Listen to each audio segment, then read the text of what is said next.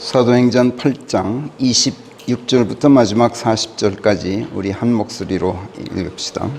시작. 그런데 주의 천사가 빌립에게 전하여 말하기를 일어나라. 그리고 예루살렘에서 가자로 내려가는 길을 따라 남쪽으로 갈지니 그 길은 사막 길이니라 하더라.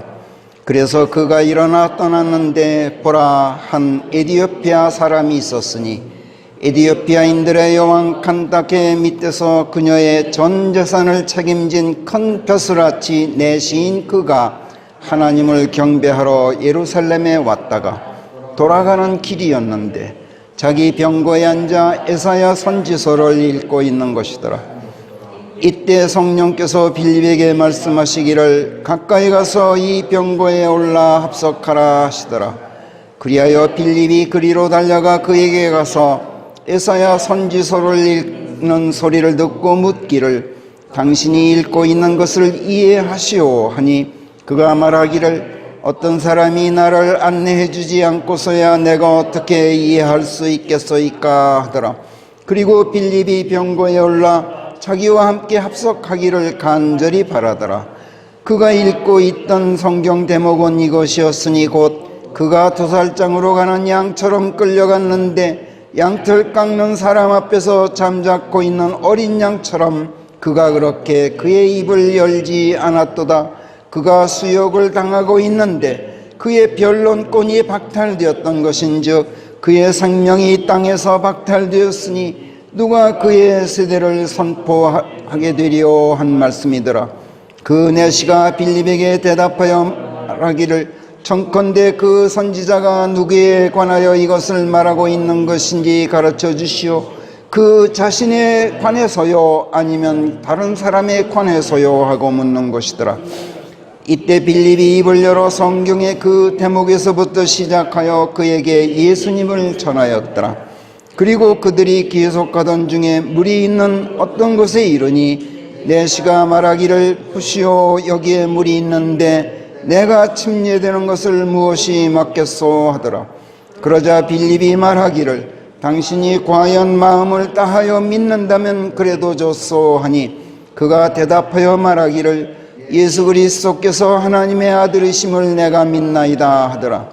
그리고 병거를 멈추라 명하고 빌립과 그 넷이 둘이서 함께 물로 내려가 빌립이 그에게 침례를 행하더라.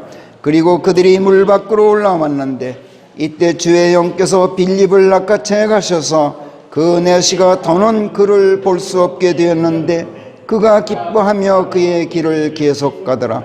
그러나 빌립은 아소토에 출연하였더라. 그리고 그가 가이사랴에 당도할 때까지 지나가는 길에 모든 성읍들에서 전도하였더라. 바로 설교로 들어가겠습니다. 아까 우리가 묵도하면서 읽은 한 목소리로 읽고 묵상했던 그 사도행전 8장 마지막 대목의 말씀들을 통해서 오늘 우리 성령 하나님께서는 우리가 그냥 귓가에 흘려듣고 지나쳐 버릴 수 없는 몇 가지 매우 중대한 일들을 시사하고 계십니다. 또 지금까지 전혀 생각하지 못했던 몇 가지 사실들을 새롭게 조명하고 계십니다. 앞에서 하나님께서는 예루살렘에 큰 박해가 일어나게 하셨었죠. 그래서 예루살렘 교회의 사도들을 제외한 많은 성도들을 사방 곳곳으로 흩으셨었던 것을 우리가 배웠습니다. 이것은 단순한 박해가 아니라 복음 그리고 예수 그리스도에 대한 증거의 말씀들을 예루살렘과 온 유대뿐만 아니라 사마리아와 땅끝까지 이르러 널리 확산시키시려는 하나님의 계획된 아주 지혜로운 계책이었다는 것을 우리가 이미 조명받은 바 있습니다. 하나님의 이 목적으로 사마리아로 피신시키신 빌립, 그 빌립을 다시 불러 이번에는 발길을 돌려서 남쪽으로 예루살렘을 방문하고 지금 돌아가고 있는 에티오피아의 환관 내시를 사막길에서 바삐 따라잡으라고 명령하십니다. 이 사실부터가 벌써 이 말씀이 우리에게 던지는 큰 의미가 있습니다. 예루살렘에도 복음을 전해주어야 할 사람들이 가득 차 있고 사마리아에도 한둘이 아닌데, 그리고 이제 막 사마리아에서 활동하기 시작했는데 에티오피아의 한 벼슬아치가 뭐 그리 대단하다고 갑자기 그를 서둘러서 뒤따라가 그부터 예수 그리스도를 증거해 주라고 명령하신단 말인가.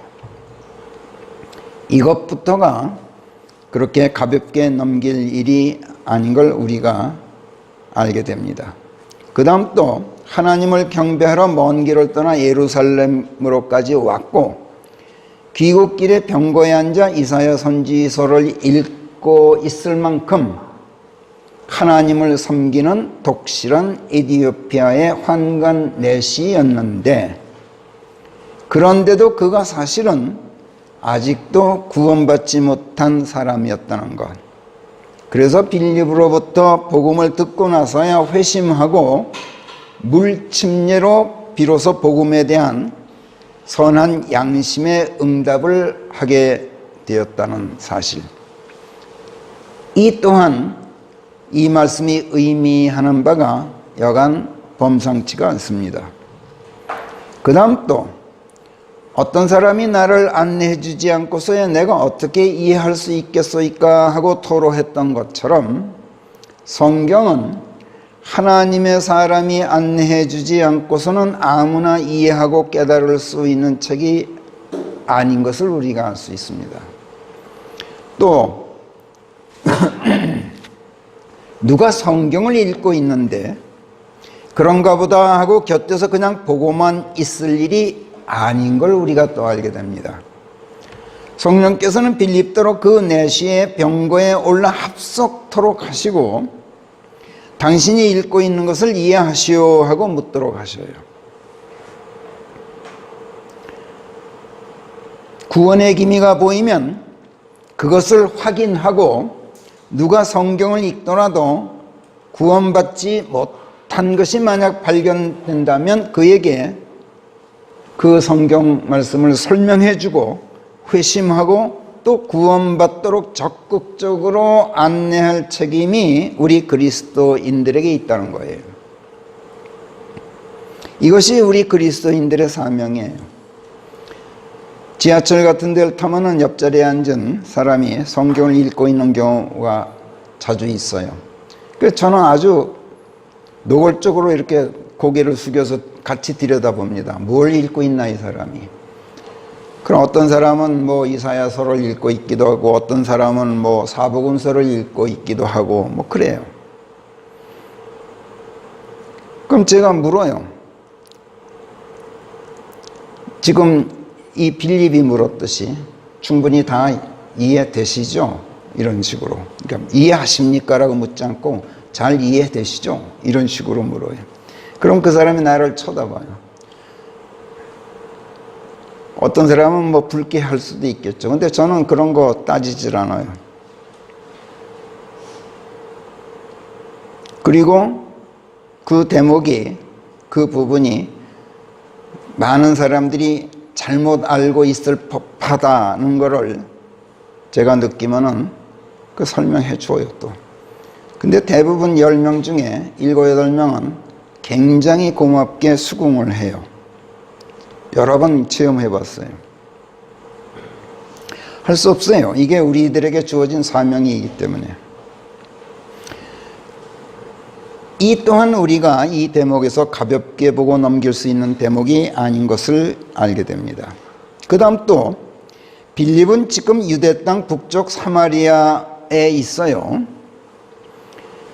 그런데 말이 끄는 병거에 타고 예루살렘에서 지금 가자로 남쪽 길을 달리며 귀국길에 오른 에티오피아 내시를 뒤따라가라 그래요. 그 먼 거리, 그것도 사막길인데 빌립이 어떻게 걸어서 그를 따라잡을 수 있을까요? 예?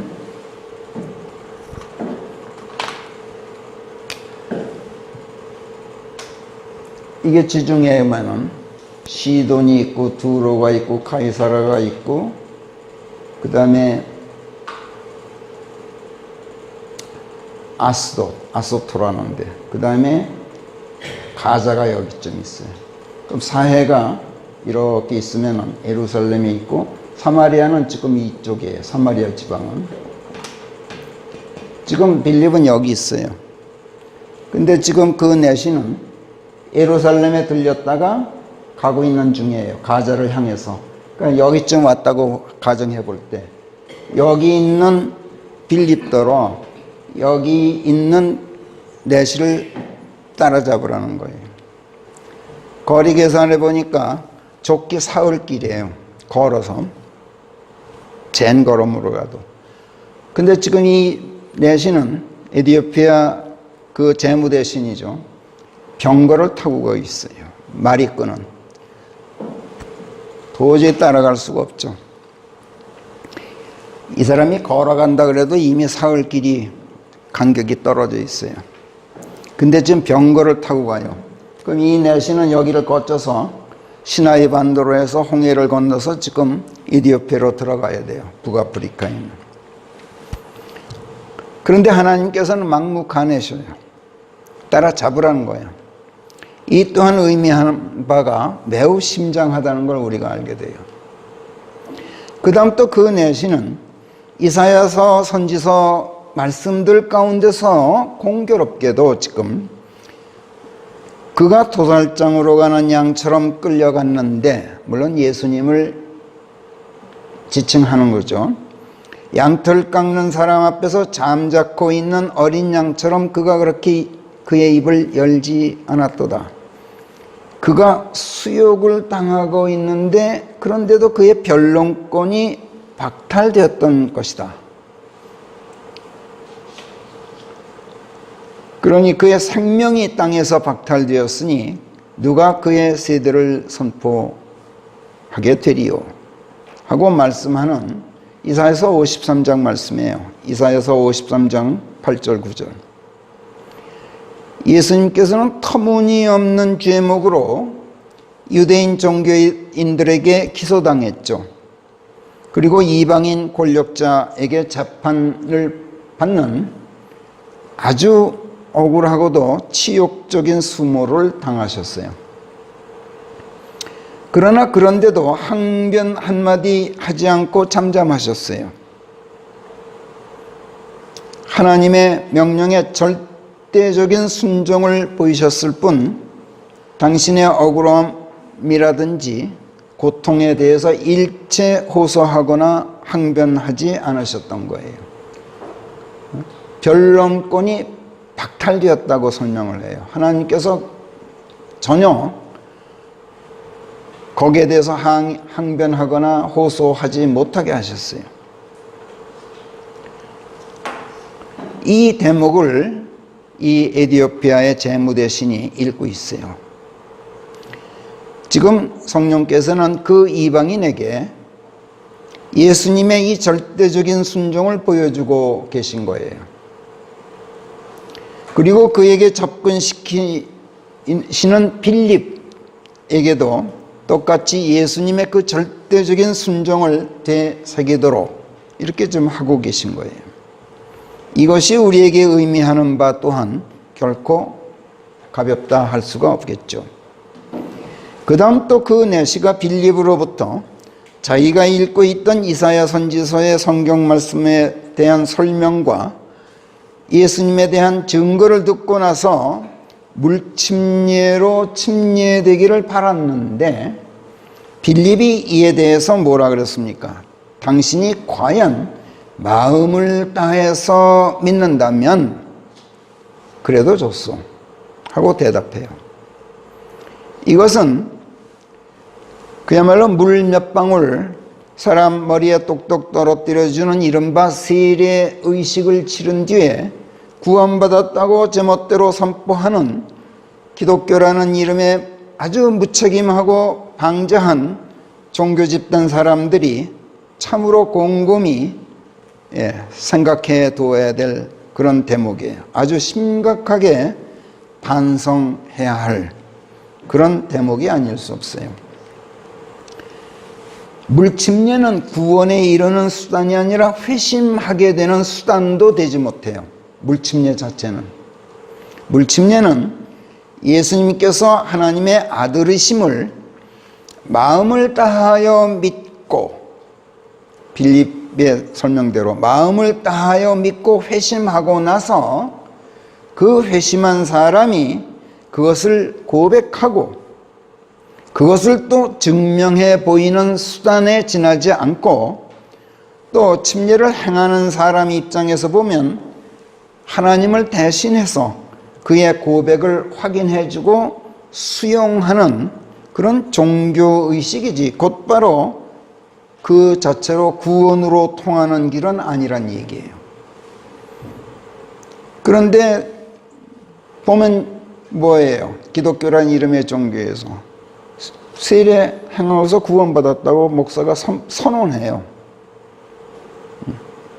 이것부터가 이 말씀이 가르치는 바가 결코 가볍지 않다는 걸 우리가 알 수 있어요. 어디 그뿐입니까? 이번에는 또 발길을 돌려서 빌립을 멀리 아소토로 낚아채 가셔요. 성령께서 거기서 낚아채 가신다고 표현하고 있어요. 자, 얼마나 하나님께서 바쁘셨으면 그러셨을까?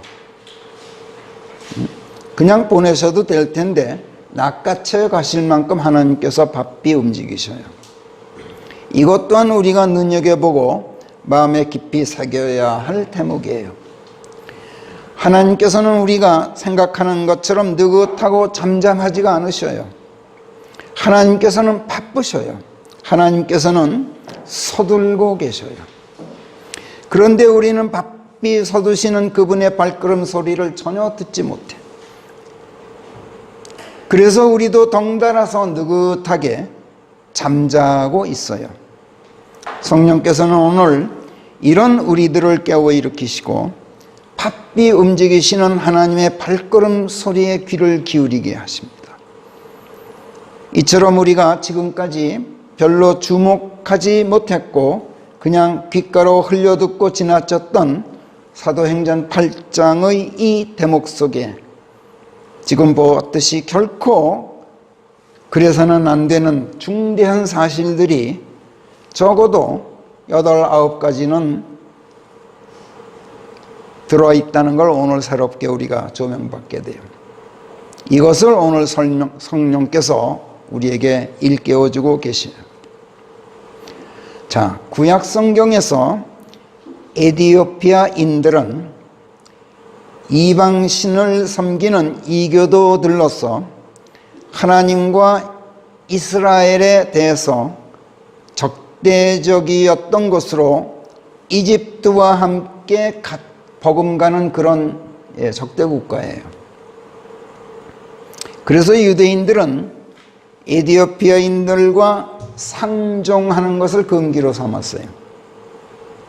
민수기 12장에 보면은 유명한 사건이 벌어지죠. 미리암이 자기 오빠 모세를 헐뜯고 비방하는 바람에 하나님의 징계로 문둥병에 걸리는 사건. 근데 미리암이 모세를 왜 헐뜯었습니까? 거기서 모세가 전에 에티오피아 여인과 혼인한 사실이 있었어요. 그거를 지적하는 거예요. 미리암이 어떻게 그럴 수가 있느냐. 그런데 하나님께서는 이것을 전혀 문제 삼지 않으시고 도리어 모세를 비방한 미리암을 크게 혼내셨어요. 모세가 에티오피아 여인과 혼인한 것을 비호하신 것은 아니에요. 그러나 하나님께서 공의를 위임하고 세우신 자를 비방한 것을 크게 문제 삼으셨던 것인데, 이때 하나님께서 즉각 모세와 아론 그리고 미리암 이렇게 삼남매를 성막 앞에 불러 세워놓고 구름 기둥 속으로 내려오셔서 성막 문에 서서 미디암과 아론에게 이렇게 말씀하셔요. 민수기 12장 6, 7, 8절에서 다음과 같이 일갈하셔요. 너희 가운데 어떤 선지자가 있어도 나 주는 그에게 미래상 안에서나 나 자신을 알리는 것이 관례다. 내 모습을 직접 보여주는 법이 없다. 또 꿈속에서 그에게 일러 말하는 것이 관례다. 그런데 내 종 모세는 그렇지가 않다. 그는 내 집 전체에서 신실한 내 종이다. 그래서 그와는 내가 알아듣기 어려운 언사를 쓰지 않고 아주 명료하게 입에 입을 대고 일러주는 것을 관례로 하고 있다. 그리하여 그가 주의 모습을 보게 한다. 그런데 어찌하여 너희는 두려운 줄도 모르고 내 종 모세를 헐뜯는 것이냐. 이렇게 일갈하셔요. 성경에서 이런 대목을 보면 에디오피아인들은 모세가 그들 가운데서 아내를 얻고 하나님께서 그것을 크게 문제 삼지 않으실 만큼 이스라엘 백성에 대해서 어떤 점에서는 가깝고도 친숙하였는데 또 그 반면 미리암이 그것을 문제 삼고 헐뜯었을 만큼 유대인들이 거리를 두고 상종하지 말아야 할 민족이기도 했어요. 양면성을 가지고 있었어요. 그런데 오늘 사도행전 8장 27, 28절에 보면 에디오피아의 한 고위 관리가 하나님께 예배드리러 예루살렘에까지 방문했고 본국으로 돌아가는 길에 병거에 앉아 성경을 읽고 있었다고 하니 이건 마치 오늘날 어느 이슬람 국가의 한 고관 대작이 이스라엘에 와서 하나님께 예배를 드리고 성경을 읽는다는 이야기만큼이나 믿기 어려운 일이 벌어지고 있는 거예요. 이사야서 43장 서두에서 1, 2, 3, 4절에 보면은 하나님께서 이스라엘 백성에게 이런 말씀을 하셔요. 오 야곱아, 너를 창조한 주가 이같이 말한다. 거기 한번 우리 같이 읽기로 해요. 이사야서 43장 1절부터 시작. 오 야곱아, 너를 창조한 주가 이제 이같이 말하노라. 오 이스라엘아, 너를 만든 이가 이같이 말하노니 두려워 말라. 이는 내가 너를 구속하였으며 내가 네 이름을 불러 너를 불러내었은즉 너는 내 것임이라. 네가 물들을 통과하여 지나갈 때 내가 너와 함께 할 것인즉 강들을 건널 때 물들이 넘쳐 너를 덮치지 못할 것이요 네가 불을 통과하여 걸어갈 때 내가 불에 대지 아니할 것이며 화염이 내게 불을 붙이지도 못하리라. 이는 내가 주 네 하나님이기 때문이요 이스라엘의 거룩하니 네 구원자이기 때문이니 내가 이집트를 네 몸값으로 주었고 에디오피아와 스바를 네 몸값으로 주었느니라. 잠깐만, 여기 3절에서 이집트, 에디오피아, 스바를 이스라엘 백성의 몸값으로 사용하셨다는 얘기예요. 그 다음 4절 시작.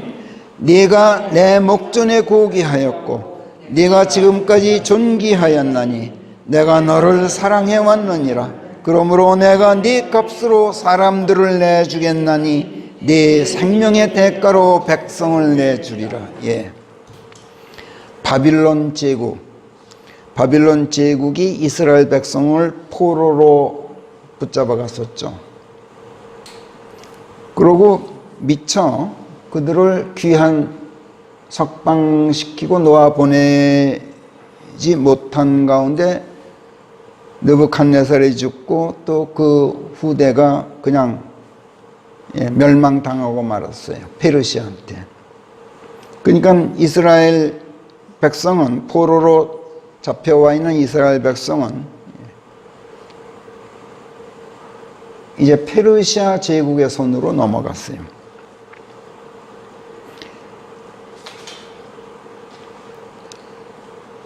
이때 하나님께서 페르시아로 하여금, 페르시아의 코레스 왕 특히 그 포로들을 놓아 보내게 하셨어요. 그러면서 그 몸값으로 그 대신 이집트를 페르시아에 넘기고 에디오피아를 넘기고 스바까지 넘기셨어요. 인질 석방 대가를 하나님께서 그렇게 지불하셨단 말이에요. 이 사실을 지금 여기 이사야서 43장 서두에서 밝히고 있는데, 하나님께서는 당신의 백성 이스라엘을 얼마나 고귀하게 여기셨으면 인질로 잡혀가 있는 그들을 빼내오시려고 그 몸값으로 이집트 한 나라로도 충분할 텐데 그것도 모자라서 거기에 에디오피아와 스바를 더 얹어 주셨어요. 이만큼 하나님께서 이스라엘 백성을 중하게 여기셨는데, 그 반면에 이집트나 에디오피아나 스바 같은 나라는 그만큼 하찮게 여기셨다는 걸 우리가 알 수 있어요. 아모스 9장 7절에 보면 하나님께서 이스라엘 백성을 꾸짖으시면서 무슨 말씀을 하시냐면, 오 이스라엘 자손아, 너희는 지금 에디오피아인 자식들 같게 되어 있지 않느냐, 이렇게 말씀하셔요. 어쩌다가 너희가 에디오피아 사람 자식처럼 되어버렸느냐, 이렇게 꾸짖는단 말이야. 이스라엘 백성이 아주 고약하게 변질됐는데 이거를 에디오피아인 자식들 같게 됐다, 이렇게 표현하고 계신 거예요. 에디오피아인들은 피부가 검어요. 흑인들이에요. 이스라엘 백성이 에디오피아인 자식들 같게 되었다는 것은 이스라엘 백성의 마음이 에디오피아인들의 시커먼 피부처럼 그 마음이 시커멓게 되었다, 이렇게 표현하신 거예요. 너희가 어떻게 하다가 그렇게 됐니?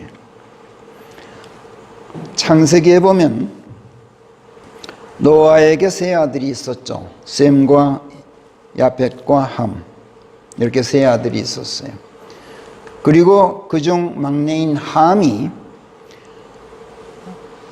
여러 명의 아들을 낳았는데 쿠스라는 아들, 미스라임, 그리고 풋, 그리고 가나안, 이렇게 네 아들을 낳았어요. 에디오피아인들은 이 가운데 맏아들인 함의 맏아들인, 그러니까 노아의 맏손자죠. 그 가운데 쿠스의 후손들이 에디오피아의 선조예요. 그러니까 쿠스가 에디오피아인들의 선조예요.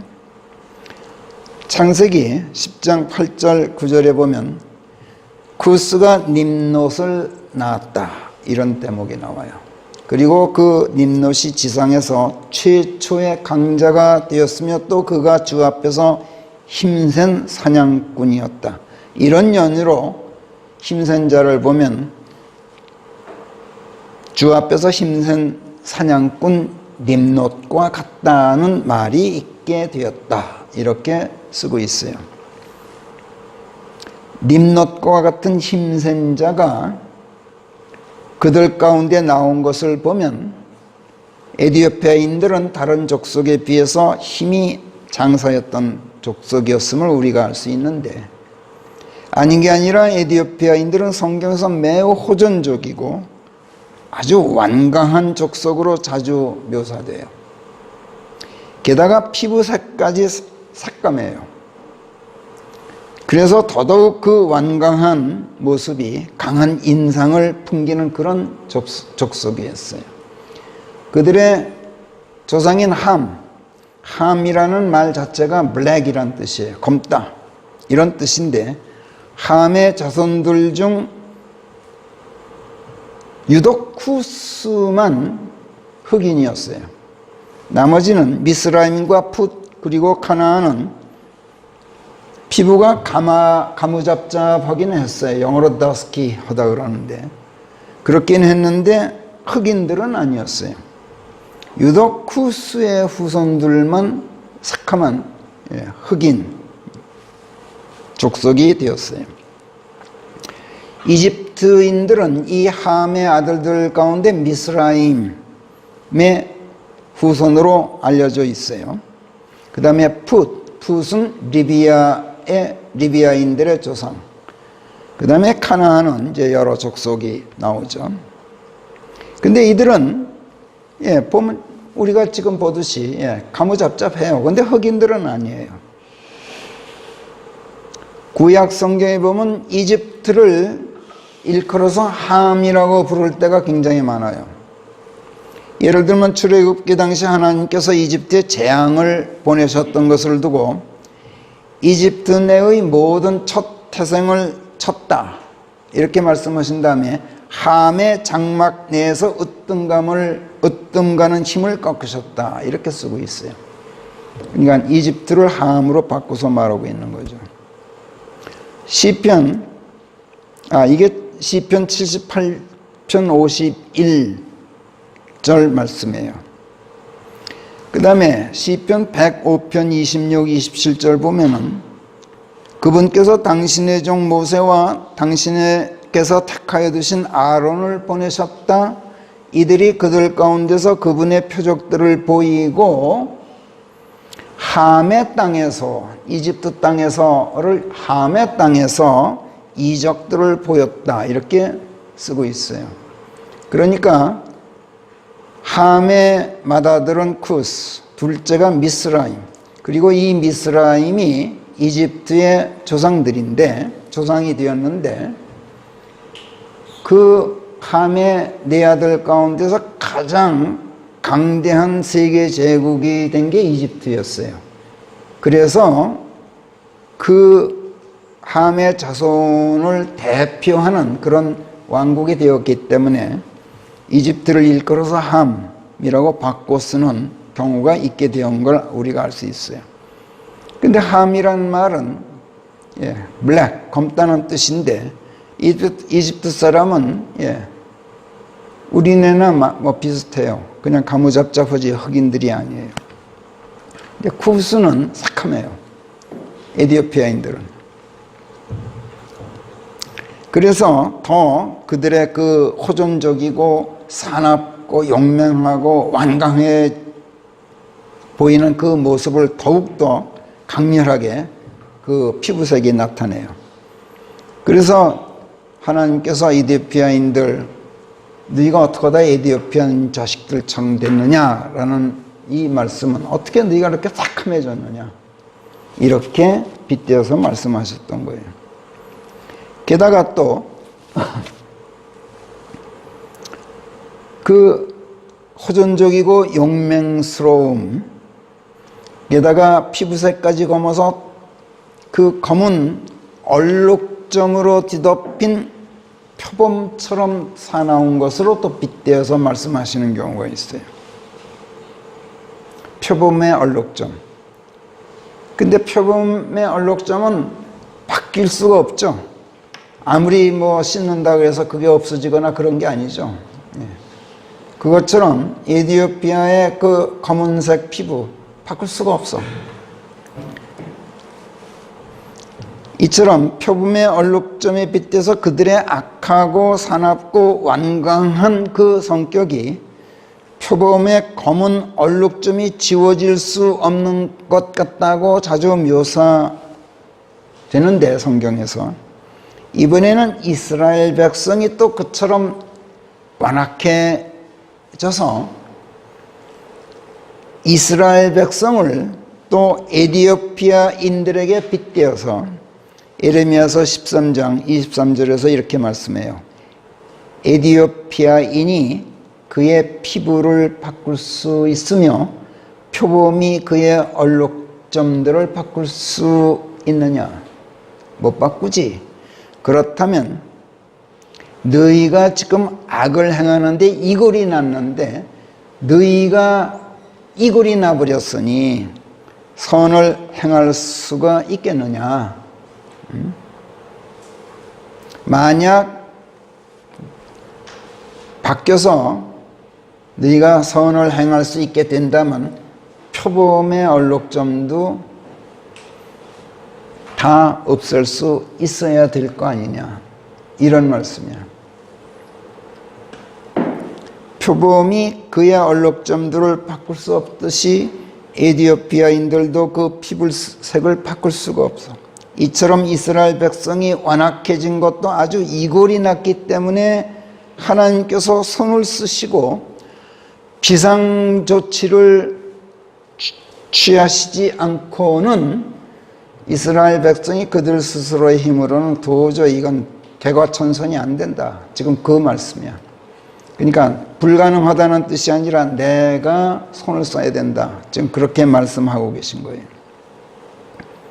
아무튼 하나님께서는 이스라엘 백성 앞에서 에디오피아인들을 지금 몇 구절 보았듯이 이만큼 폄훼하셨어요. 그렇기 때문에 유대인들이 에디오피아인들을 하대하고 상종도 하지 않게 된 것은 자연스러운 일이었어요. 하나님께서 그렇게 대하시는데 뭐 그렇잖아요. 그런 만큼 거꾸로 에디오피아인들도 유대인들 그리고 하나님에 대해서 앙심을 품고 적개심에 불탔을 법도 해요. 그렇죠? 어떻게 우리 족속을 이렇게 대하실 수 있느냐? 그러나 그들은 그러지 않고 도리어 여기 사도행전 8장에서 보듯이 에디오피아의 재무대신인 환관 내시가 하나님을 경배하러 예루살렘에까지 왔어요. 그래서 놀랍다는 얘기예요. 그래서 이것은 오늘날 어느 이슬람 국가, 사우디나 무슨 뭐 이란이나 이락이나 무슨 시리아나 이런 이슬람국의 고위 권리가 예루살렘에 와서 하나님을 경배하고 돌아가는 것과 같은 실로 믿기 어려운 이변이 벌어졌다는 얘기예요. 그런데 성경에 보면 이거는 이렇게 되도록 하나님께서 일찍이 정해놓으신 일이었다는 걸 우리가 또 알게 돼요. 가령 시편 69편 29절부터 보면은 이렇게 돼 있어요. 같이 우리 읽어요. 시편 68편 29절부터 시작. 주의 성전이 예루살렘에 있는지라 왕들이 주께로 예물들을 가지고 오리이다. 창검을 든 자들의 무리 황소들의 무리를 백성의 송아지들을 가지고 꾸짖으소서. 모든 자들이 너도 나도 은전들을 들고 와서 꿇어 엎드릴 때까지 그리하소서. 전쟁을 즐기는 백성을 주께서 흩어버리소서. 이집트에서 군왕들이 주께로 나아올 것이요 머지않아 에디오피아가 그의 두 손을 하나님께 뻗어오리다. 이렇게 말씀해요. 에디오피아인들은 창검을 손에 든 사나운 무리예요. 전쟁을 즐기는 호전적인 백성이에요. 이집트는 황소를 우상신으로 섬기는 이교도들인데 그럼에도 불구하고 언젠가는 이들의 군주들이 최고 권력자가 예루살렘 성전에 와서 하나님께 예물을 드리는 일이 일어나도록 하나님께서 손 쓰시게 된다는 거예요. 이사야서 45장 14절에서도 하나님께서 이거를 이렇게 예고해 놓으셨어요. 다 같이 읽어요. 시작. 주가 이같이 말하노니 이집트가 수고하여 얻은 것과 에디오피아의 상품과 거인들인 스바인들의 상품이 네게로 넘어올 것이요 그들이 네 것이 되리니 그들이 네 뒤를 따르게 되리라. 그들이 사슬에 묶여 네게로 건너오리니 그들이 네 앞에 엎드리게 될 것이며 그들이 네게 탄원하게 되리니 말하기를 당신 안에 계신 분께서 하나님이신 것이 확실한즉 그 밖에는 다른 이가 없나니 다른 신은 그 어디에도 없나이다 하게 되리라. 이건 놀랄 일이죠. 상상할 수 있어요? 중동 아랍 국가의 군주들이 이스라엘 백성 앞에 와서 당신 안에 계신 분께서 하나님이신 것이 확실하다. 그 밖에 다른 신이 없다. 다른 신은 그 어디에도 없습니다 하고 고백한다는 거예요. 사도행전 8장에서 에티오피아의 환관네시가 하나님을 경배하러 예루살렘에 온 것은 바로 이 하나님의 예고가 실현된 거예요. 이미 초대교회의 아주 초창기. 그러나 이집트는 어때요? 이집트는 아직도 여전히 오늘날까지도 21세기에도 여전히 완강한 이슬람 국가로 이스라엘의 적대적이죠. 이것을 보면 하나님의 이 예고가 아직 완전히 실현된 것은 아니라는 걸 알 수 있고 아직도 미래의 일로 예정되어 있다는 걸 우리가 알 수 있는데, 에티오피아는 서방의 그리스도 신앙과는 좀 다르긴 하지만은 지금 이집트와 전혀 다르게 기독교 국가예요. 에티오피아는 신앙적으로 유대인들보다 오히려 앞서 있어요. 유대인들은 아직도 유대교인데 이들은 기독교 내지 그리스도 신앙인들이 되어 있어요. 이렇게 볼 때 언제가 될지 모르지만 장차 이집트 사람들도 이스라엘더러 당신 안에 계신 분께서 하나님이신 것이 확실한즉 그 밖에는 다른 이가 없나니 다른 신은 그 어디에도 없나이다 하고 에티오피아인들처럼 그리스도 신앙을 받아들이게 될 날이 반드시 있을 거예요. 언젠가 이렇게 되는 날, 이집트가 이슬람권 내에서 차지하고 있는 위치로 보거나 그 영향력으로 미뤄볼 때 이슬람권 내에 대격변이 일어날 게 틀림없어요. 벌써 그 조짐이 조금씩 보이기 시작했어요. 최근 사우디아라비아의 왕세자, 지난주예요, 지난주. 왕세자가 이스라엘에 대해서 뭐라냐면 이스라엘도 자기 영토를 차지할 권리가 있다, 이 말을 했어요. 이 말은 무슨 말이냐면 지금 팔레스타인 해방기구, 팔레스타인 국가하고 지금 이스라엘하고 계속 지금 분쟁이 계속되고 있죠. 근데 팔레스타인 그 이슬람 교도들을 지금 슬쩍 견제하는 발언을 다른 사람도 아닌 사우디아라비아의 왕세자가 얘기했어요. 이스라엘을 띄워주고 있어요.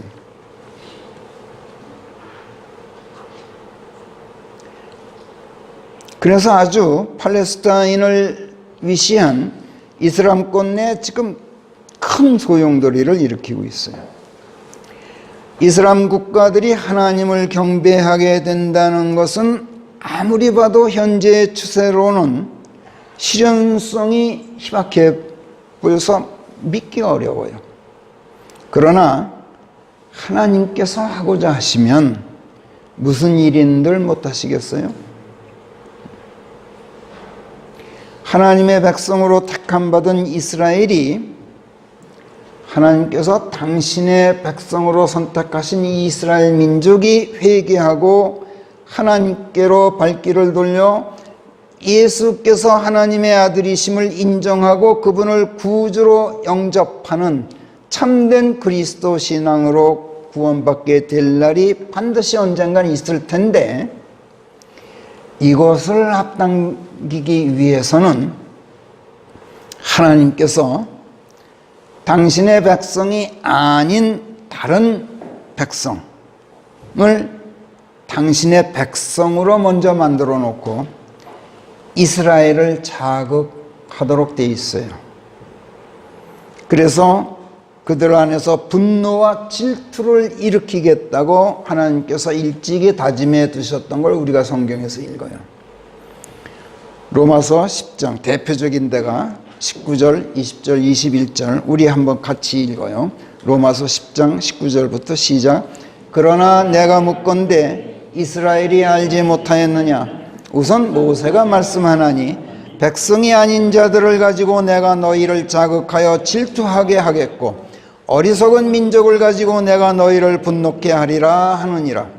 단연코 예사야가 굵은 글씨로 뚜렷이 써서 말씀하고 있나니 나를 찾지 않던 자들에게 내가 발견되도록 해주었고 나를 찾느라 수소문하지 않던 자들에게 내가 선명하게 나타나 주었노라 하느니라. 단연코 그분께서 이스라엘에게 말씀하고 계시나니 순종적이지 않고 거역적인 백성에게 내가 종일토록 내 두 손을 내밀었노라 하시느니라. 또 로마서 11장 11절 12절에서도 다음과 같이 말씀하셔요. 같이 또 읽어요 우리. 시작. 그렇다면 내가 묻건대 저들이 비틀거리다가 넘어지고 말하느냐? 결코 아니니라. 그보다는 도리어 저들의 넘어짐을 통하여 구원이 이방인들에게 임하게 되었나니 이는 저들을 자극하여 질투를 불러일으키기 위함이었느니라. 그런데 저들의 몰락이 세상의 풍요가 되고 저들의 감소가 이방인들의 풍요가 된다면 저들의 충만함은 얼마나 훨씬 더 그리 되겠느냐. 참 깊은 말씀이에요. 하나님께서는 이스라엘 백성을 회개시키기 위해서 이방 민족들을 먼저 그리스도 신앙으로 풍요롭게 하시고 이것으로 이스라엘 백성을 자극하고 이것을 그들이 질투한 나머지 그들 또한 마침내는 예수 그리스도께로 돌아서게 하시겠다는 것이고 이스라엘 또한 참다운 그리스도 신앙으로 풍요롭게 하셔서 이들의 풍요로움을 또 보고 이번에는 이방 민족들이 더더욱 분발하도록 하시겠다는 거예요. 그런데 이 말씀에서 이방인들이 오늘의 서방 유럽이나 우리 같은 동양의 그리스도인들을 지칭하는 것으로만 보통 이해하는데 그렇잖아요. 하나님께서 우리 이방인들을 부르시고 복음을 들려주시고 구원해 주신 것은 당신의 백성 이스라엘을 자극하기 위해서다. 근데 여러분 어떻게 생각하세요? 서방 국가들은 거의 다 기독교 국가, 우리 동양인들도 그리스도 신앙을 갖게 돼서 이스라엘 백성이 우리를 질투합니까? 전혀 자극받지 않고 있어요. 그렇잖아요. 응? 조금도 꼼짝도 안 해, 유대인들이 지금. 그러면 하나님께서 시도하신 일이 지금 실패로 돌아갔을까요? 그렇진 않죠. 하나님께서 여기서 이방인이라는 것은 결과론이지만 바로 그들의 철천지 원수들인 민족들, 즉 이슬람 국가들을 이야기하신다는 걸 우리가 여기서 언뜻 알게 돼요.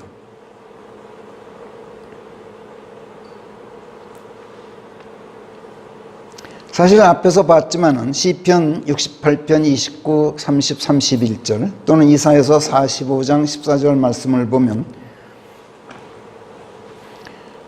더욱더 그 가능성이 농후해요. 오늘의 이슬람 국가들인 아랍 세계 민족들이 지금 하나님께서 지목하고 계신 바로 그 이방인들이 가능성이 높다는 얘기예요.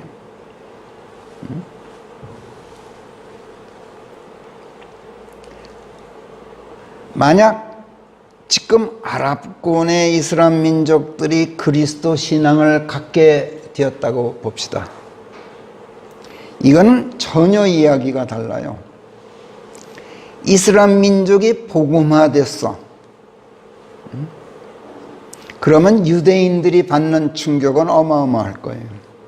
그 충격과 자극, 그 분노와 질투심이 얼마나 부글부글 끓게 될지 눈앞에 서네요. 지금으로서는 꿈 같은 이야기예요.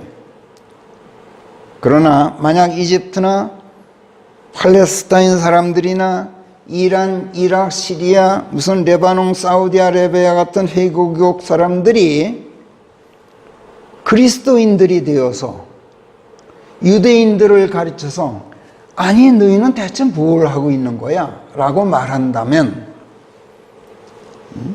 저것들 참 하나님의 백성으로 선택받았다면서 하고서 놀려댄다면 유대인들이 받게 될 그 모멸감, 그 분노 얼마나 클 것이며 그 타오르는 질투심이 얼마나 뜨겁게 이글거릴 것인가 충분히 짐작하고도 남죠. 하나님께서는 지금 이걸 생각하고 계신다고 저는 봐요. 이렇게 볼 때 백성이 아닌 자들을 가지고 내가 이스라엘을 자극해서 질투하게 하겠다. 어리석은 민족을 가지고 내가 너희를 분노케 하겠다 라고 말씀하셨던 이 말씀에서 백성이 아닌 자들, 어리석은 민족, 이거는 우리 같은 사람이 아니라 지금 말씀하셨듯이 이스라엘을 에워싸고 있는 그 철천지 원수들, 그들을 하나님께서 지목하고 계시고 언젠가는 하나님께서 이들 유대인들의 철천지 원수들인 민족들을 유대인들에게 내세워 보이시면서 야 봐라, 순종적이지 않고 거역적인 너희에게 내가 얼마나 종일토록 내 손을 내밀었느냐 이렇게 말씀하시게 될 거로 저는 확신해요. 전혀 불가능해 보이죠? 예. 그렇기 때문에 오히려 하나님께서는 이 드라마틱한 일을 반드시 이루시리라고 저는 확신해요. 그런데 또 한편 가만히 생각해 보면 유대인들에게 지금 이렇게 말씀하시겠지만 어리석은 민족을 가지고 너희를 자극하겠다. 내 백성이 아닌 자들을 가지고 너희를 질투심을 불러일으키게 만들겠다. 이렇게 말씀하고 계시지만 이 말씀 속에 무언가 지금 우리 그리스도인들을 향해서 하시는 말씀도 담겨 있다는 것을 은연중에 우리가 느끼게 돼요. 현재 이슬람교의 확장세는 지난날 그리스도교보다도 훨씬 더 거세요. 불교의 과거 수백 년 동안 불교가 세계로 뻗어 나갔던 거는 상대가 안 되게 이슬람교의 교세 확장이 지금 거세요. 최근 회교 세력은 소위 오일머니라는 걸 앞세워서 우리나라에도 상당히 깊숙이 침투해 들어온 것으로 알려져 있고 아주 활발하게 교세를 확장하고 있어요. 지금 우리나라 사람들이 별로 인식을 못하고 있는 것 같은데 한 통계를 봤어요. 30년 전 서울에 이슬람 사원이 세워졌어요. 이태원에. 그때만 해도 우리나라 전체 회교도 수는 200명이었어요. 200명 안팎에 지나지 않았어요. 그런데 몇 년 전 2015년에 조사한 한 통계에 의하면 약 30만 명 이상으로 늘어난 것으로 나타났어요. 그리고 2020년도에 100만 명 이상 돌파할 것으로 지금 예상하고 있어요. 그래서 기독교라는 이름의 종교 집단들 일각에서는 이것을 우려하는 목소리가 이제 높아져 가고 있어요. 그런데 여러분, 이거 곰곰이 생각해 보면 이거 우려할 일이 아니라 오히려 반겨야 할 일이에요. 왜 그런지 아세요? 이것은 이슬람교 신자들을 거꾸로 복음화시키라고 하나님께서 그들을 우리 곁에 가까이 데려다 놓으시는 거기 때문에 그래요. 중동 지역 이슬람 국가에 파송되어서 복음을 전하는 건 목숨을 걸어야 하는 위험천만한 일이에요. 몇 년 전에도 그런 걸 우리가 체험했잖아요. 중동 지역으로 파송된 우리나라 한 선교사가 무참히 죽임당하는 사건이 실제로 일어났어요. 선교사가 죽음을 무릅쓰고 해외로 나가서 복음 전도 활동을 하는 용기는 높이 평가하고 존경할 만해요. 그러나 생명의 위협 때문에 활동도 하지 못한 채 그냥 목숨을 잃는다. 그러면 안 나가는 일만 못하죠. 예수님께서도 마태복음 4장에서 공생애를 시작하시면서 침례인 요한이 투옥되었다는 소식을 들으시자 어디로 가셨어요? 자기 고향인 갈릴리로 들어가셨어요. 그리고 거기서 제자들을 모으기 시작하셨어요. 설마 예수님께서 두렵고 겁이 나서 그러셨겠어요? 예. 지금 우리가 이슬람 국가나 북한 땅에 들어가 선교한다면 그 용기는 가상해요. 그러나 성공하기는 어렵기 때문에 지혜롭지는 못해요.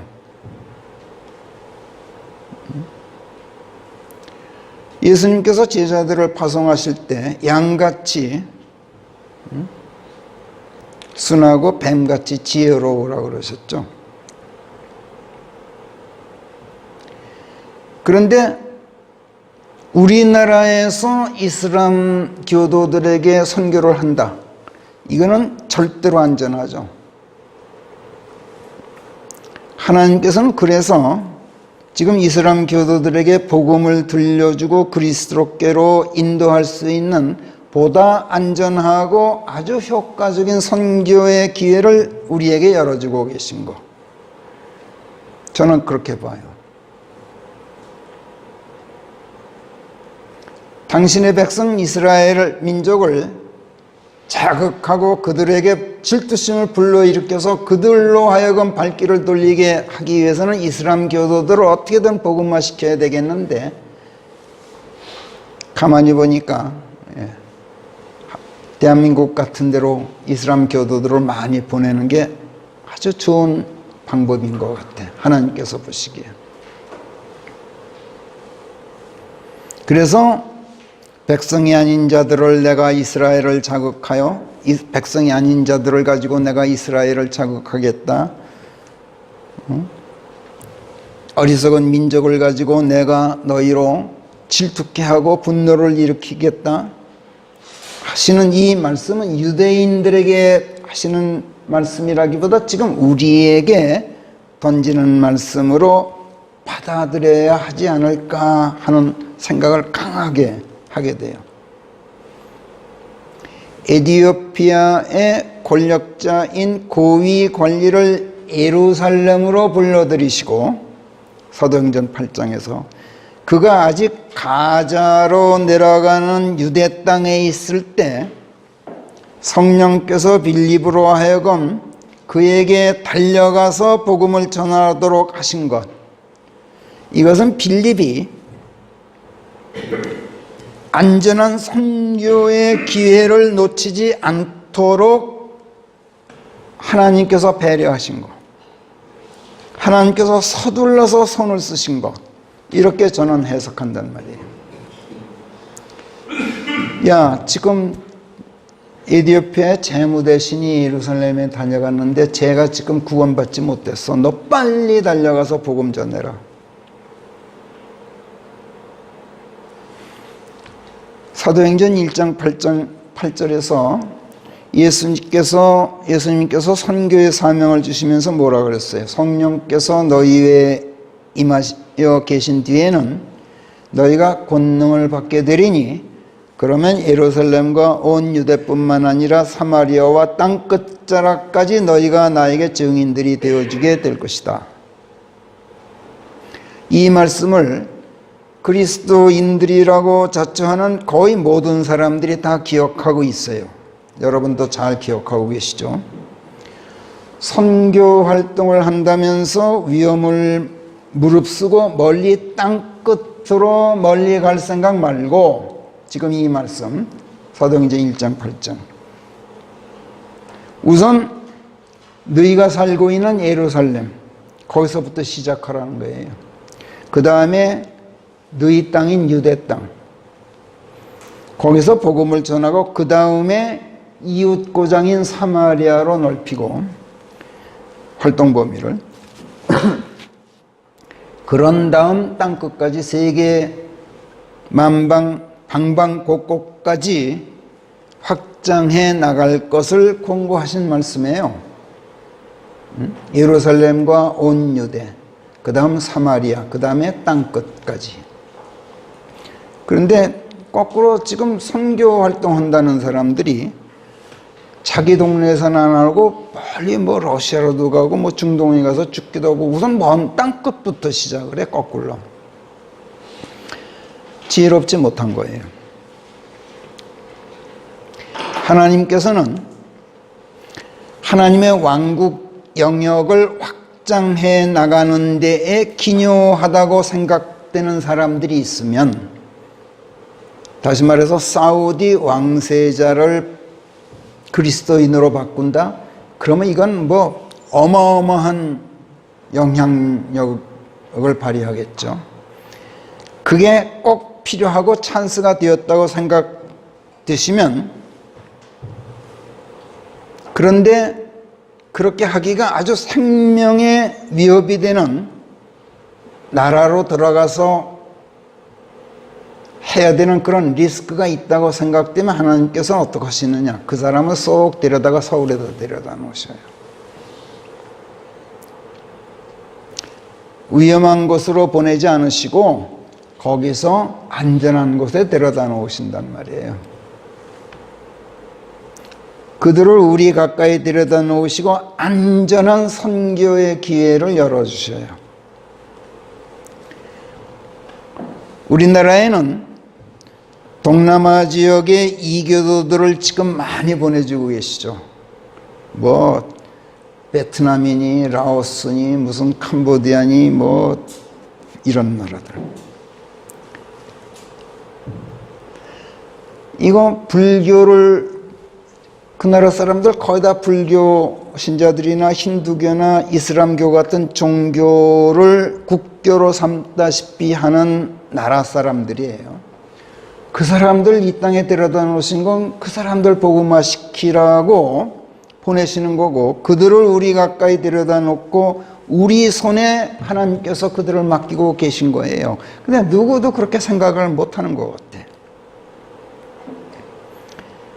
이거야말로 하나님께서 그들을 우리 손에 맡기시는구나 이렇게 생각하는 사람이라면 이 사람 대단한 통찰력이 있는 사람이에요.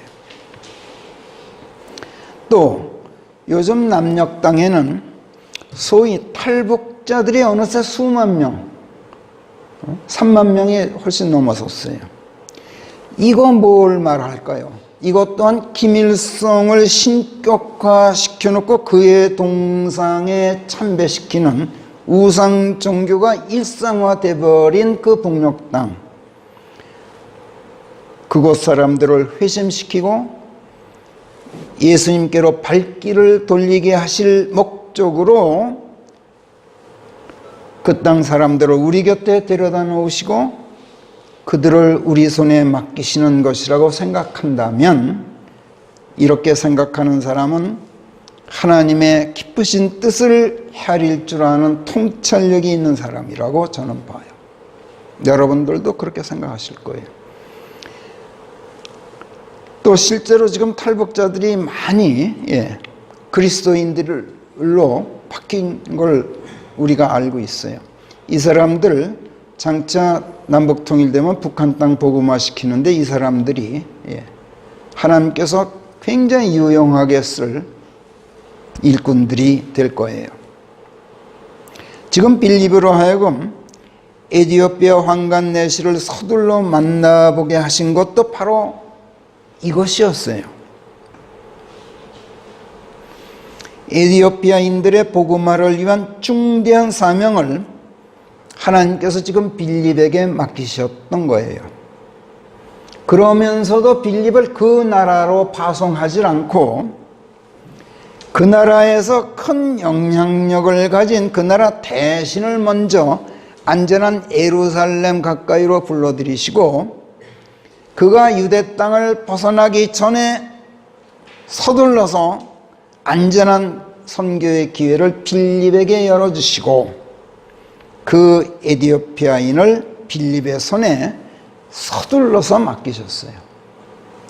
지금 사도행전 8장의 마지막 대목에서 우리가 이거를 조명받아야 돼요. 이렇게 볼 때 지금 하나님께서 이슬람 교도들을 우리나라에 많이 보내시고 이슬람교의 교세가 확장되게 하시는 거, 사도행전 8장을 제대로 이해한다면 금방 지금 우리나라에서 일어나고 있는 일이 바로 이거로구나 하는 걸 금방 통찰할 수 있게 되죠. 하나님께서 그들을 우리 손에 맡기시는구나, 이렇게 말이죠.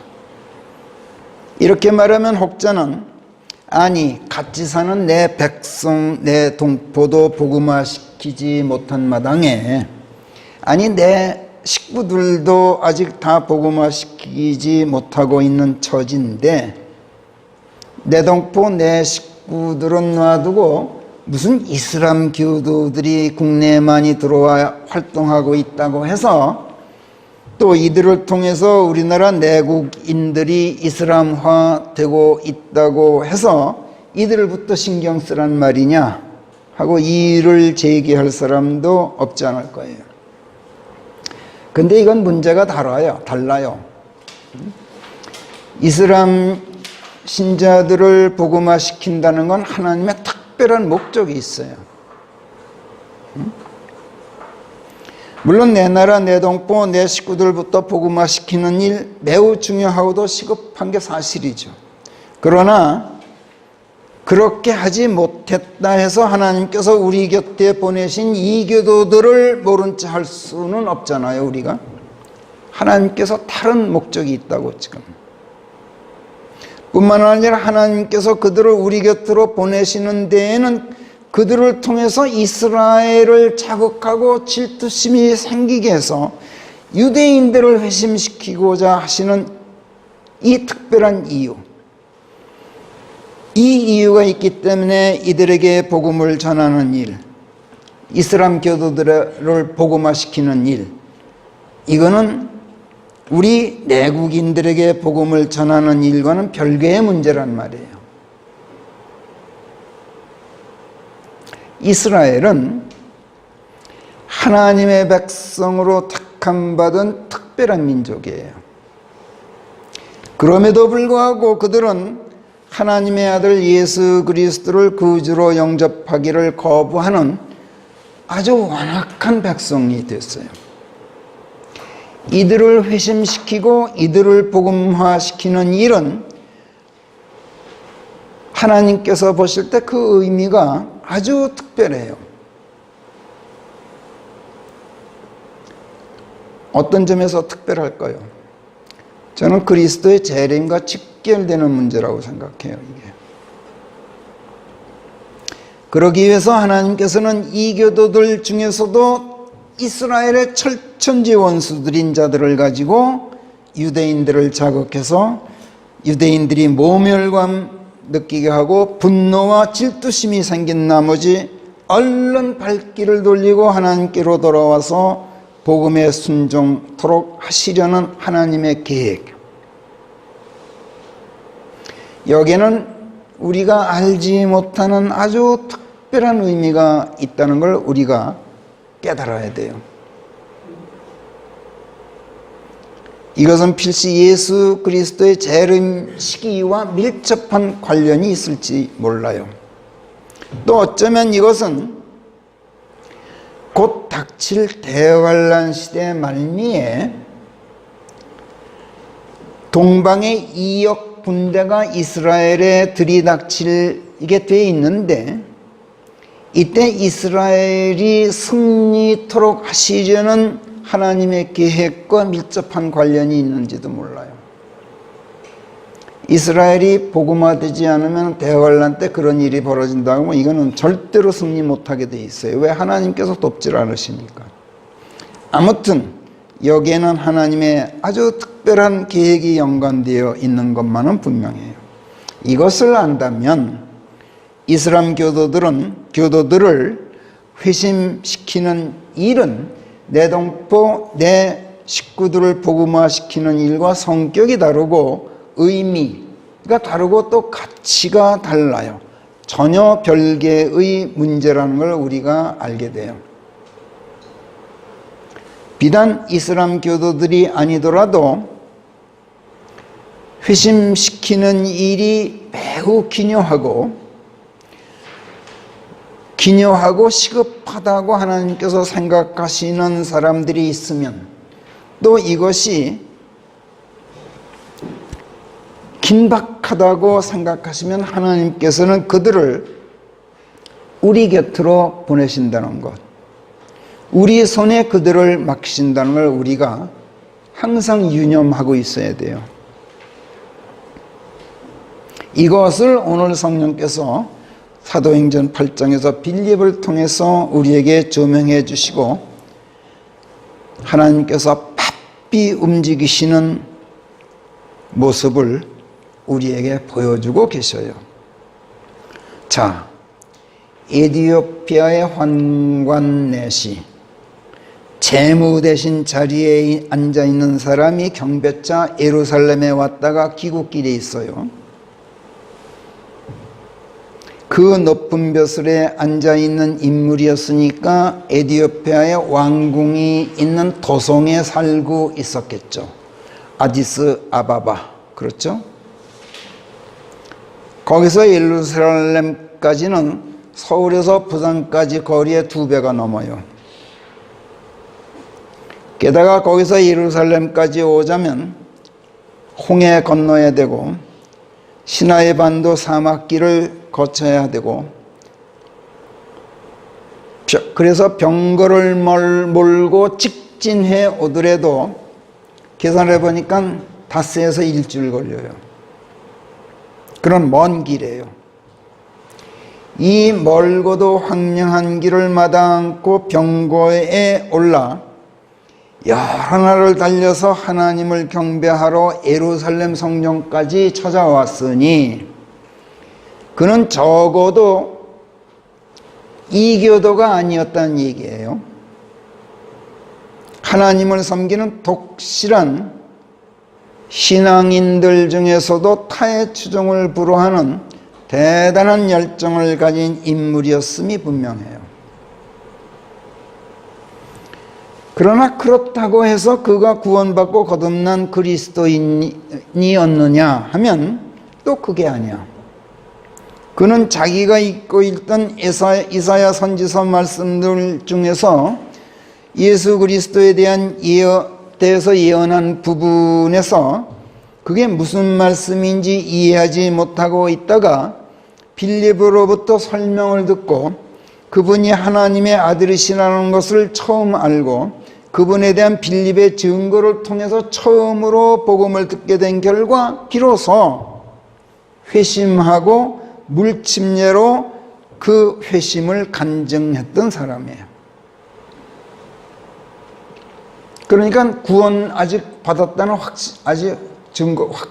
확실한 증거는 아직 없어요. 물침례만 받은 거니까. 그러니 그가 예루살렘을 방문했을 때, 물침례도 받기 전이죠, 구원받고 거듭나기는커녕 회심조차 못한 사람이에요. 그렇죠? 그가 만약 그리스도인이었다면 하나님을 경배하러 뭐하러 예루살렘까지 옵니까? 그럴 필요 없잖아요. 왜? 예수님께서 요한복음 4장 23, 24절에서 뭐라고 선포하셨어요? 참된 경배자들이 영과 진리 안에서 아버지께 경배드릴 때가 오나니 곧 지금이라. 아버지께서는 당신에게 그렇게 경배드릴 자들을 찾고 계시느니라. 하나님께서는 한 영이시니라. 그런즉 그분께 경배드리는 자들은 반드시 영과 진리 안에서 그분께 경배드려야 하느니라.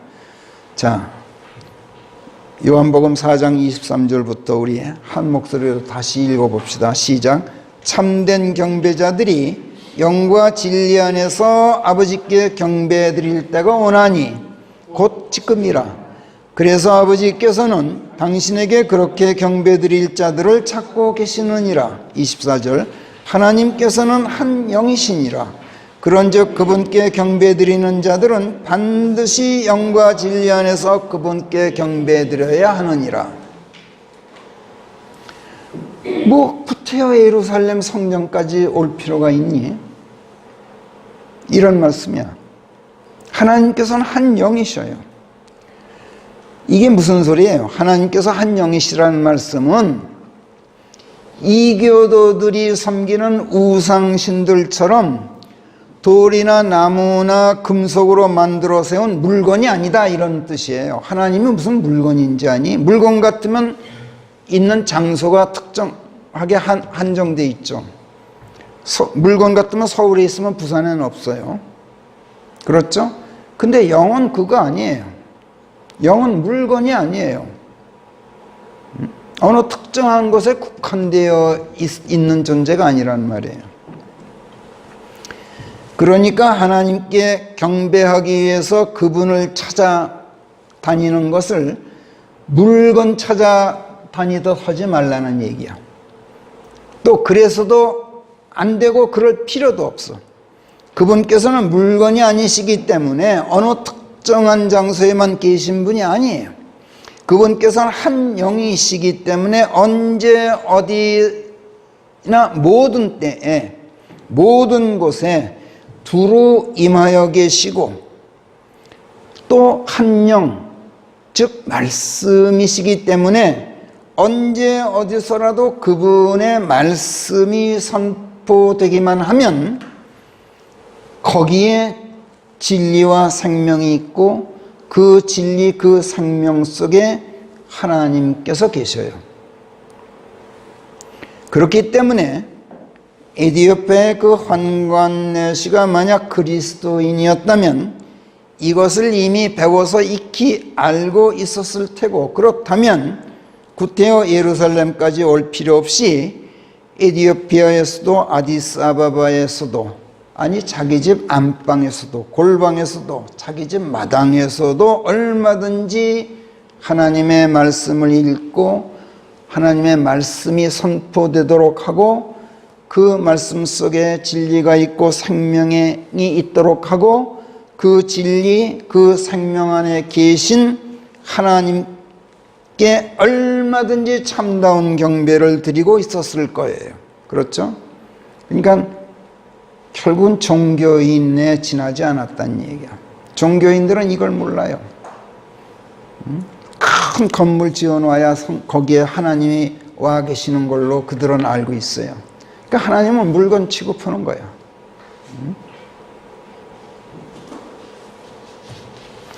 이걸 알지 못해서 영과 진리 안에서 하나님을 뵙는 참된 경배자들을 찾으시는 하나님을 몰라 뵈.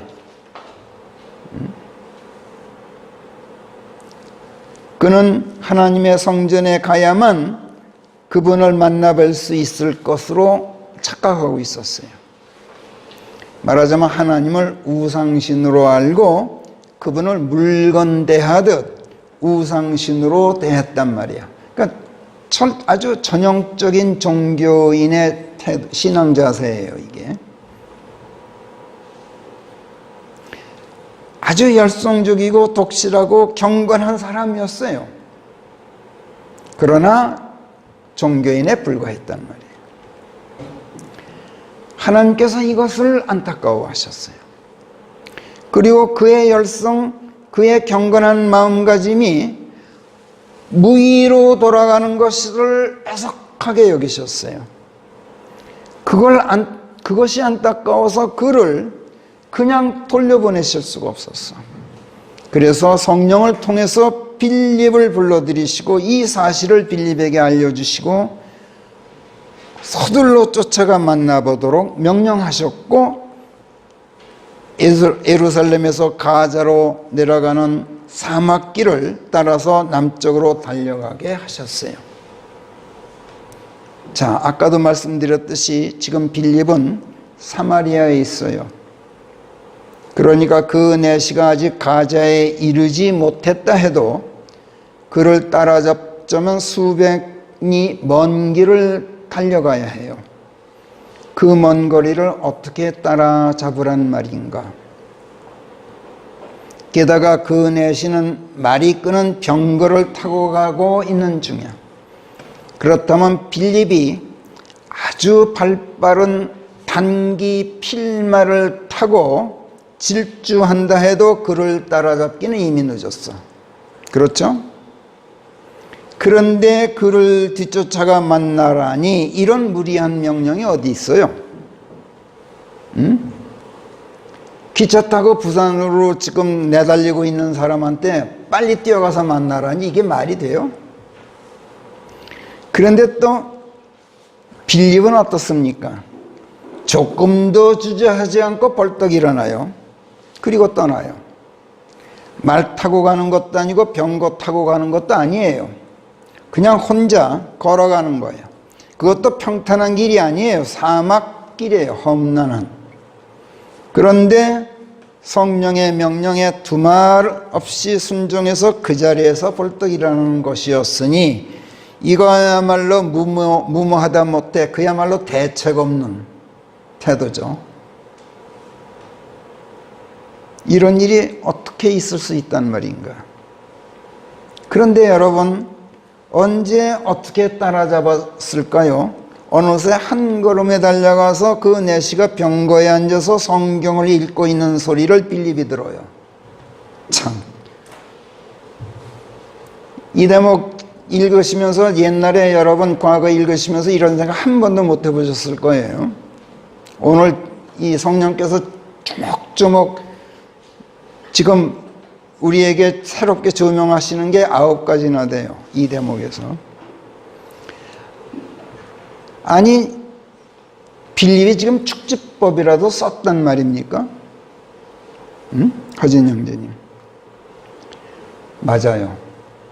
축지법보다도 더 경이롭고 신비로운 아주 초자연적인 기적의 권능을 하나님께서 지금 행하셨어요.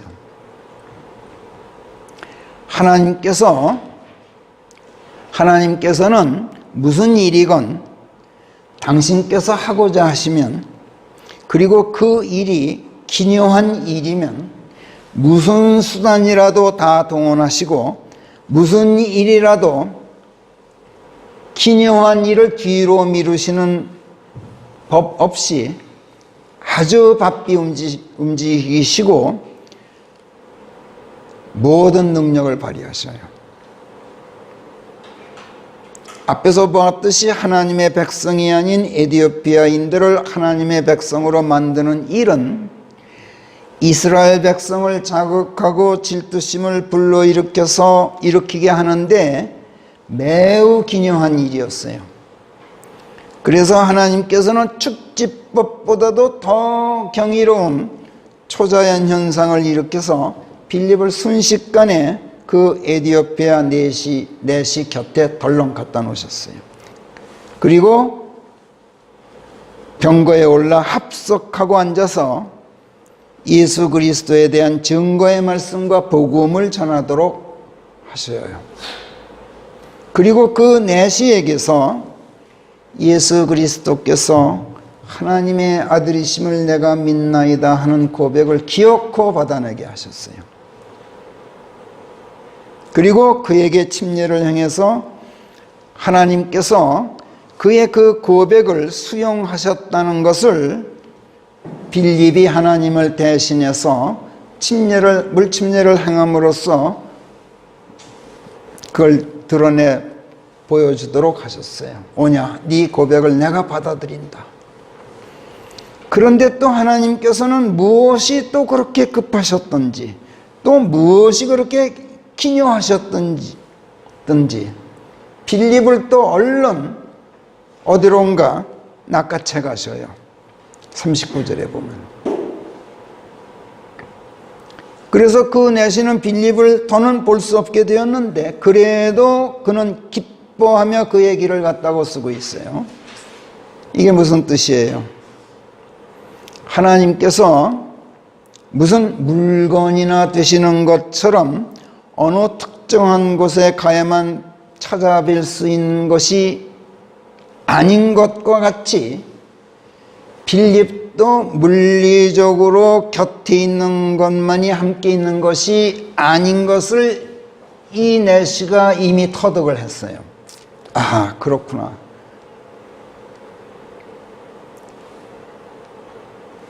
수만리 길 떨어져 있어도 영 안에서는 함께 있는 것이고, 수십 년, 수백 년 긴 세월도 영 안에서는 한순간인 것을 깨달았단 말이에요.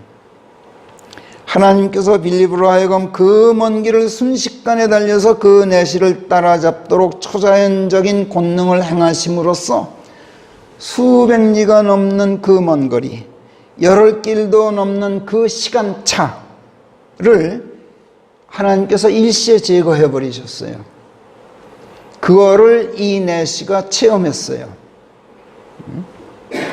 빌립은 이미 알고 있었어요, 그 능력을. 그러니까 전혀 주저하지 않고 그냥 떠나라 하니까 그냥 벌떡 일어나 떠났던 거예요. 지금 이 현상은 무슨 관념적인 어떤 허구나 무슨 상상이 아니에요. 이건 사실은 초자연 현상도 아니에요, 여러분. 이거는 현대 물리학이 증명하는 사실적인 자연 현상이에요. 아니, 물리학이 축지법보다 더한 기적을 증명한다?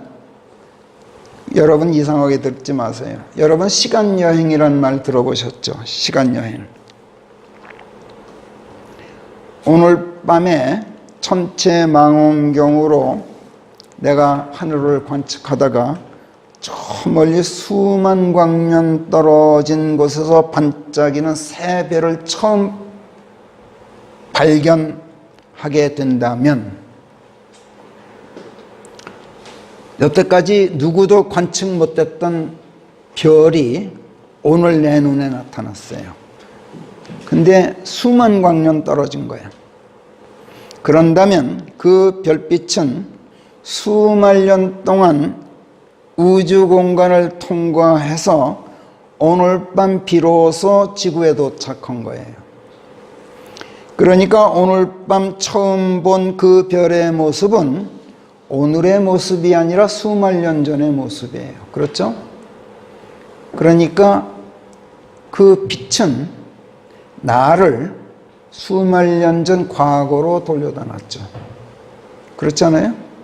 수만 년 전의 모습을 보게 했잖아요. 이게 시간여행이에요. 이건 물리학입니다. 이건 기적이 아니에요, 이거는. 빛이 우리를 수만 년 전으로 옮겨다 놔요. 이게 시간여행이라는 거예요. 빛은 이렇게 우리를 과거로 옮겨다 놓기만 하는 게 아니에요. 빛은 우리를 수만 년 뒤 미래 세계로 옮겨다 놓기도 해요. 빛은 초속 30만 킬로미터의 속도로 우주 공간을 달려요. 지구에서 무려 1억 5천만 킬로미터나 떨어져 있는 태양까지 가는데 빛의 광입자는 1분도 안 걸려요. 만약 광자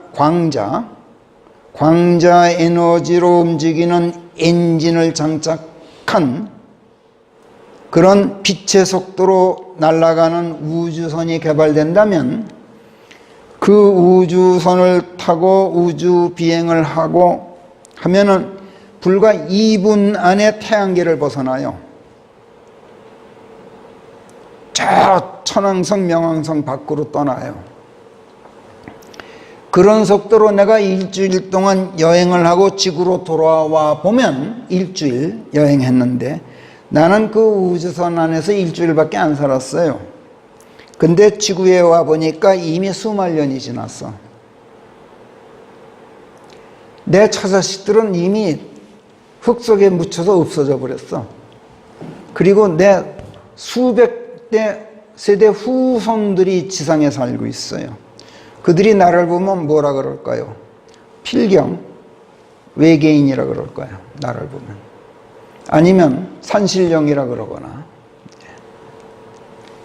이게 시간여행이에요. 이거 물리학이지, 이건 자연과학입니다.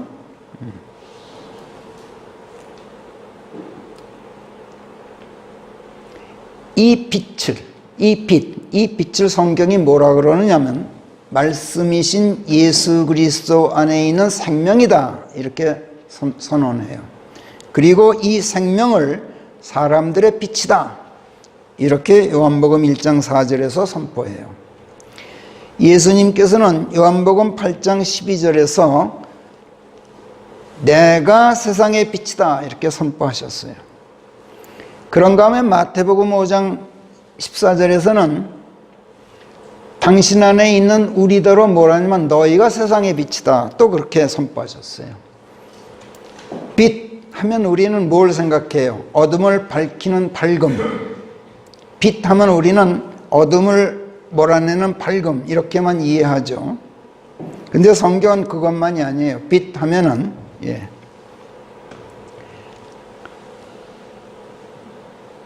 모든 것을 하나로 묶고 통합하는 끈이에요. 이게 물리학 용어입니다. 끈 이론이라는 거 몰라. 우리 심우창 형제님은 들어보셨을 거예요.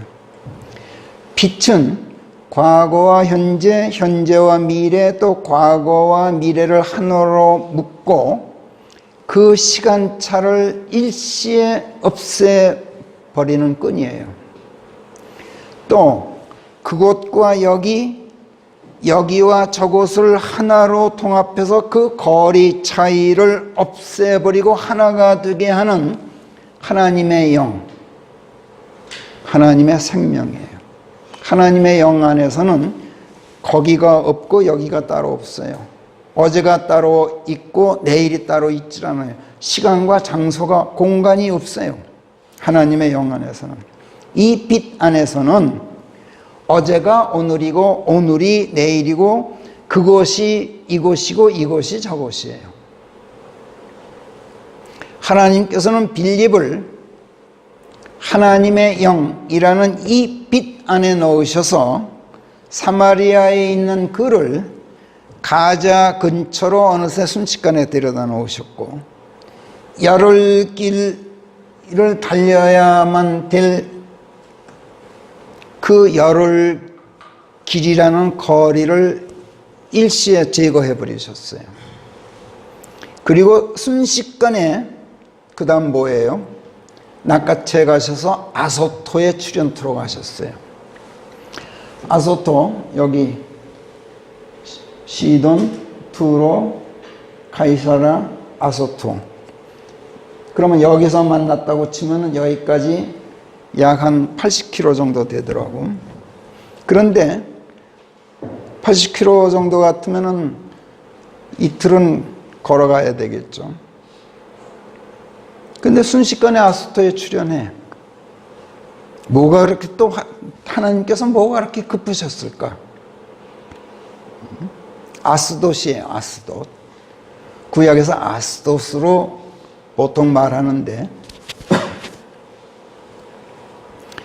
여기 신약에서 헬라어로 아소토라고 지금 부르고 있는 거예요.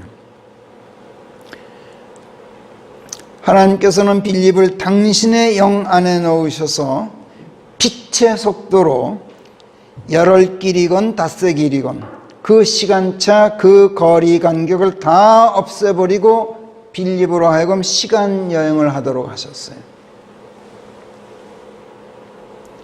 아소토 어떤 것이죠? 지난날 유대 땅 서안 이 지역, 이게 지중해 연안이에요. 유대 땅, 유대가 이 땅이면은 유대 땅 서쪽이죠. 이 유대 땅 서안 지역, 이게 소위 필리스티아인들, 그러니까 골리앗이 그 장수였던 블레셋이라고 보통 말하는 필리스티아인들의 땅이었어요. 여기에 이제 가자에서부터 가자, 아스도, 가이사랴, 두로, 시돈, 이게 필리스티아, 오늘날까지도 필리스티아의 5대 성읍이에요. 이게 5대 성읍.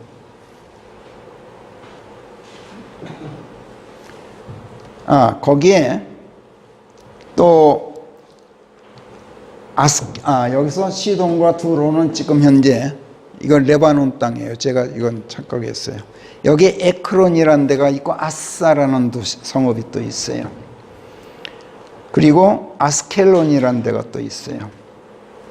이렇게 해서 이 가자와 아스돗이 5대 도시 중 2개란 말이에요. 에레미야서 25장에 보니까 하나님께서 그것들을, 이 필리스티아인들의 땅을 얘기해요. 그것들을 내가 황무지가 되게 만들고 경악거리와 놀림거리가 또 저주거리가 되게 하였다. 그래서 오늘과 같이 되었다. 이런 말씀이 나와요. 필리스티아인들의 땅의 모든 왕들과 아스켈론, 아사, 에크론, 그리고 아스돗의 남은 자들이 내 손에 들려있는 그 쓴 잔을 마시게 하였다. 이렇게 말씀해요. 아모스 1장 8절에서도 또 이 아스돗이 또 나오는데, 아스돗에서 거처를 끊어버리겠다. 후를 쥐고 있는 자를 아스켈론에서 끊어버리겠다. 에크론에 대적해서 내 손을 돌리겠다.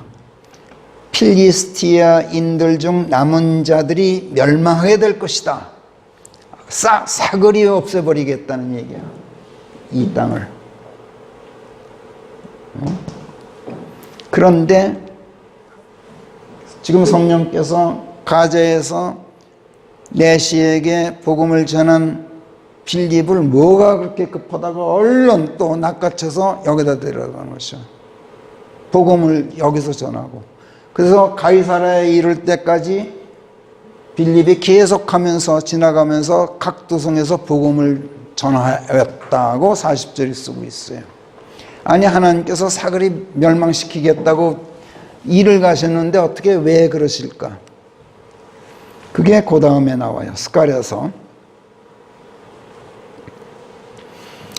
먼저 스파냐 1장 4절에서도 가자가 버림받고 아스클론은 황무지가 되리니 사람들이 대낮에 아스돗을 몰아낼 것이요 에크론이 뿌리 뽑히게 되리라. 그렇게 멸망을 예고하셨는데 스가랴서 9장 3절부터 보면은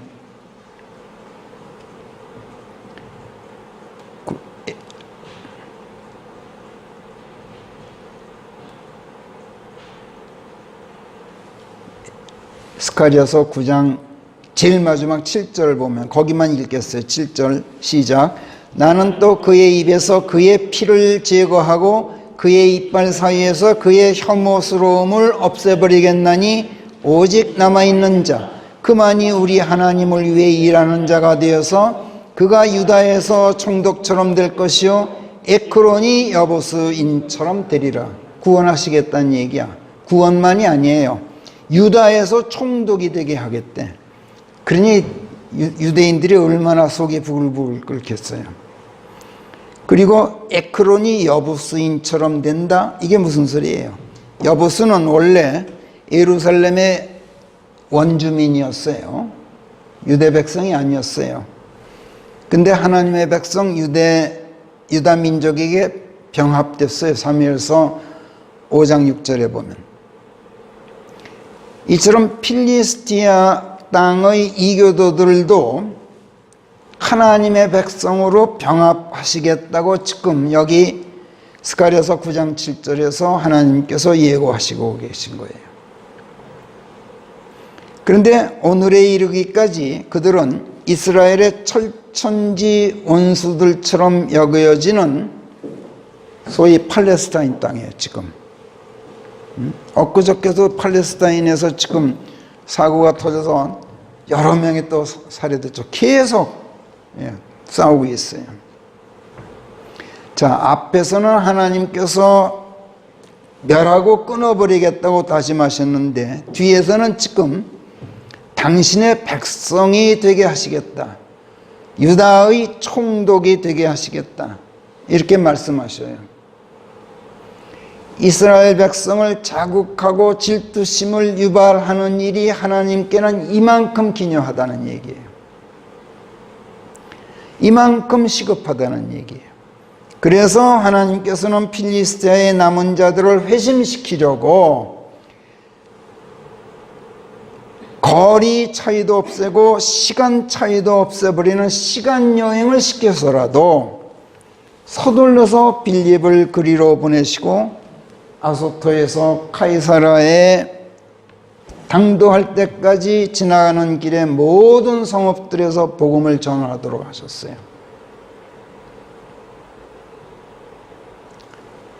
하나님께서는 지금 이 순간에도 참으로 바삐 움직이고 계셔요. 그런데 우리가 어때요? 하나님께서 느긋하고 더디신 것으로만 생각하지 않아요? 바삐 움직이시는 그분을 우리가 도무지 보질 못하고 있어요. 보려고도 하질 않아요. 그리고 느긋하게 다리 뻗고 잠자고 있어요. 이런 우리에게 성령께서 베드로후서 3장 9절에서 다음과 같이 일깨우셔요. 베드로후서 3장 9절 한 목소리로 시작. 주께서는 당신의 약속에 관한 한 어떤 자들이 더디다 여기듯 그렇게 더디지 않으시느니라. 그분께서는 다만 누구도 멸망치 않고 모두가 회개에 이르게 하시려고 우리를 향하여 오래 참고 계실 따름이니라. 그러나 앞에서도 우리가 보았듯이 하나님의 이 오래 참으심은 순식간이에요.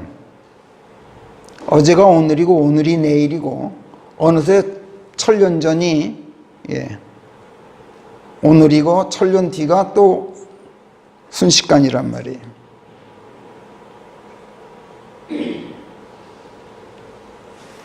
오늘 참으시고 내일 참으시고 모레 참으시고 오래 참으시는데 그러나 그 다음 날이 되면은 그날이 그 다음 날이 아니라 오늘이야. 오늘은 이미 내일이고 또 그 다음 날이에요. 다시 말씀드리지만 하나님의 영 안에서는 여러분 시간차가 없어요. 공간의 거리차도 없어요. 그만큼 하나님께서는 바삐 움직이셔요. 그런데 그리스도 안에 있고 영 안에 있다고 자처하는 우리가 여러분 잠자고 있을 수 있겠어요? 이걸 오늘 성령께서 일깨워 주셔요. 기도하겠습니다. 시공을 초월해 계시는 하나님 아버지, 저희가 그리스도 예수 안에 있고 아버지 하나님의 영 안에 있다면 저희 또한 모름지기 시공을 초월해 있어야 한다는 것을 저희가 오늘 새롭게 배웁니다. 내일이 24시간 뒤라 해서 내일이 아니고 그곳이 멀다 해서 그곳이 아니어서 오늘이 내일이요 내일이 오늘이며 여기가 그곳이고 그곳이 저곳이며 저곳이 여기인 것을 오늘 저희로 깨닫게 하셨으니 하나님, 한참 뒤라 해서 저희로 게으르지 않게 하시고 지극히 멀다 해서 일어나 떠나기를 주저하지 않도록 저희들을 움직여 주시고 늘 깨어서 매 순간 모든 일에 준비되어 있게 해주시고 아버지 하나님의 기쁘신 뜻을 헤아려 아버지께서 긴박하게 여기시는 일들을 저희도 긴박하게 여기고 아버지께서 바삐 움직이실 때 저희 또한 서두르고